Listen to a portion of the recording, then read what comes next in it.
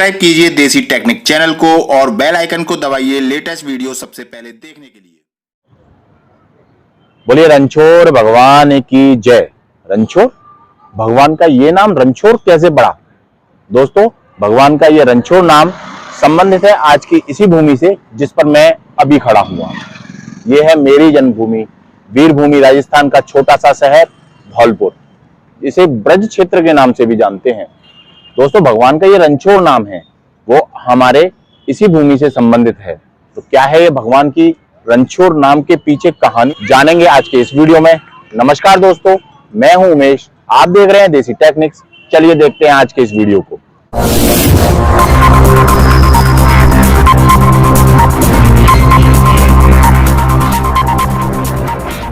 दोस्तों, हरवंश पुराण के अनुसार ऋषि गर्यात और अप्सरा रंभा से एक पुत्र प्राप्ति, या कहें इन दोनों को एक पुत्र की प्राप्ति हुई जिसका नाम था कालयवन। और कालयवन ऋषि गर्यात का पुत्र के साथ साथ भगवान शंकर का बहुत बड़ा भक्त भी था और इसने अपनी तपस्या से भगवान शंकर को प्रसन्न किया और इसको वरदान मिला कि ये किसी भी युद्ध में किसी अस्त्र या शस्त्र से हारा नहीं जाएगा, ना ही मारा जाएगा। आगे चल के कालांतर में इस ऋषि पुत्र को मलिच्छ देश के सम्राट ने, जो निसंतान था, उसके पास कोई संतान नहीं थी, उसे गोद ले लिया और ये मलिच्छ देश का एक सम्राट बन गया। उस समय जरासंध से भगवान कृष्ण की दुश्मनी थी, या कहो जरासंध दुश्मनी मानता था भगवान कृष्ण से अपनी। और ये मलिच्छ देश का राजा जो कालयवन था वो कंस का मित्र था। इस रिश्ते से जरासंध ने इसको, कालयवन को, भगवान श्री कृष्ण पर आक्रमण करने के लिए भेज दिया, ये सोचते हुए कि इसको वरदान प्राप्त है तो शायद ये भगवान श्री कृष्ण को हरा सकेगा, उस पर विजय प्राप्त कर लेगा। और यही सोचकर कालयवन ने अपने 3 करोड़ सैनिकों के साथ मथुरा को घेर लिया और भगवान श्री कृष्ण को संदेशा युद्ध का पहुंचाया या युद्ध का आमंत्रण दिया।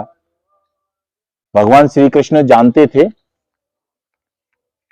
कि ये बहुत घमंडी है और इसका घमंड को तोड़ना जरूरी है। तो भगवान श्री कृष्ण अकेले ही कालयवन के आगे पहुंचते हैं और इसको बोलते हैं, अगर तुम अपने बाहुबल का प्रदर्शन करते हो तो इसमें इन सेनाओं का क्या दोष है?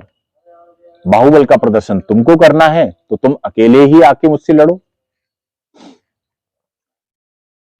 इस पर कालयवन भगवान श्री कृष्ण को मूर्ख समझकर हंसता है और बोलता है कि तू मुझे किसी अस्त्र से, शस्त्र से अपने युद्ध में नहीं हरा सकता, तो क्यों मुझे ललकार रहा है? पर भगवान श्री कृष्ण नहीं माने और अपनी बातों में कालयवन को फंसा लिया। इसके बाद भगवान श्री कृष्ण ने जब कालयवन को ललकारा और कालयवन उनसे लड़ने के लिए आया तो भगवान श्री कृष्ण उसको धीरे धीरे अपने पीछे ले आते गए। कालयवन भगवान श्री कृष्ण के पास जाता और भगवान श्री कृष्ण धीरे धीरे पीछे हटते जाते।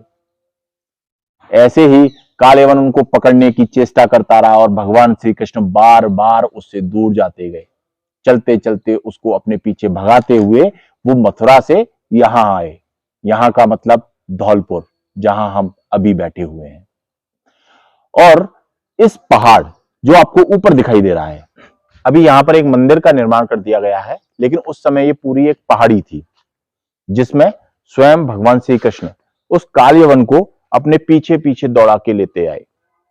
और उस पहाड़ में एक गुफा में मचकुंद नाम से एक राजा हुआ करते थे, उसकी कहानी हम दूसरे वीडियो में सुनाएंगे।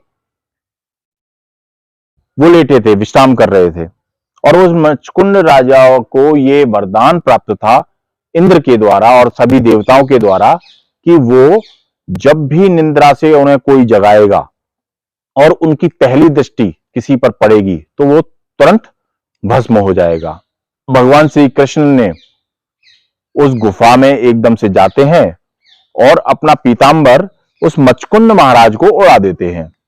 कालयवन उनको पीछे पीछे ढूंढते हुए आता है, उस गुफा में जाता है और देखता है एक व्यक्ति सोया हुआ है और वो वही पीतांबर को उड़ा हुआ है जो भगवान श्री कृष्ण के पास था। नादान गलती से सोच बैठता है कि यही भगवान श्री कृष्ण है और अपने पैरों के प्रहार से भगवान को जगाने की कोशिश करता है। लेकिन वो पीतांबर के नीचे तो महाराज मचकुंद थे, उनकी नींद टूटती है और वो जागते हैं और देखते हैं कि सामने काल यवन उनके सामने खड़ा हुआ है। तो तत्क्षण उनकी दृष्टि पड़ते ही काल यवन भस्म हो जाता है। चलिए तो उस गुफा के आपको दर्शन कराते हैं। आज वहां पर एक बहुत सुंदर मंदिर बना दिया है। यहां पर गौशाला और यहां पर एक मोर भी है। वाह, ये गौशाला बना दी गई है। और अब चलते हैं उस गुफा की ओर जिसके दर्शन के लिए हम यहाँ आए हैं। तो उस गुफा तक जाने के लिए दो रास्ते हैं, या तो इन सीढ़ियों से चढ़ के जाया जाए या फिर इन सीढ़ियों के साथ साथ बने हुए इस पत्थर की छोटी सी सड़क से भी वहाँ जा सकते हैं। लेकिन जब हम छोटे थे तो हम पहाड़ी के ऊपर से आते थे यहाँ, और छोटी छोटी चट्टानों को एक दूसरे पर कूदते हुए हम इस मंदिर की ओर आते थे। हालांकि ये मंदिर पहले से अब बहुत अच्छा बन चुका है, लेकिन आहा क्या शांति है। चलिए तो सबसे पहले तो हम मंदिर के अंदर ही चलते हैं और फिर देखते हैं। और ये है वो गुफा जिसको आज इस छोटे से गेट से बंद किया है। और वो सामने ये जो कृष्ण भगवान की मूर्ति है, ये है ये गुफा है ना अभी? वो अब तो गुफा काफी का बड़ा मुख्य द्वार जिससे इस गुफा के अंदर जाया जाता था। अभी ये गुफा का द्वार बंद कर दिया गया है और इस तरह भगवान की छोटी सी प्रतिमा यहाँ रख दी गई है। यहाँ अखंड रामायण का हर समय पाठ चलता रहता है।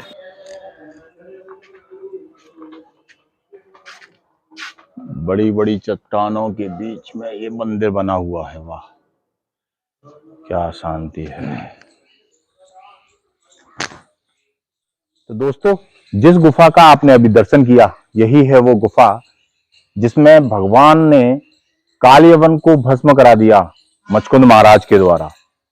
आज इस गुफा को सुरक्षा कारणों से बंद करा दिया है मंदिर प्रशासन और सरकार के द्वारा, क्योंकि भगवान श्री कृष्ण काल यवन को उस रणभूमि से यहां तक भागे और अपने पीछे पीछे उसे भगाते हुए लेके आए। उस रण को छोड़ने के कारण भगवान श्री कृष्ण का ये नाम रणछोड़ पड़ा। दोस्तों, आशा करता हूं कि आपको आज की ये वीडियो बहुत पसंद आई होगी। हो सकता है ये बात आपको पहले से ही पता हो और कुछ लोगों को नहीं भी। तो आज की वीडियो में बस इतना ही। अगले वीडियो में फिर मिलेंगे किसी नए दूसरे टॉपिक के साथ। तब तक के लिए नमस्कार।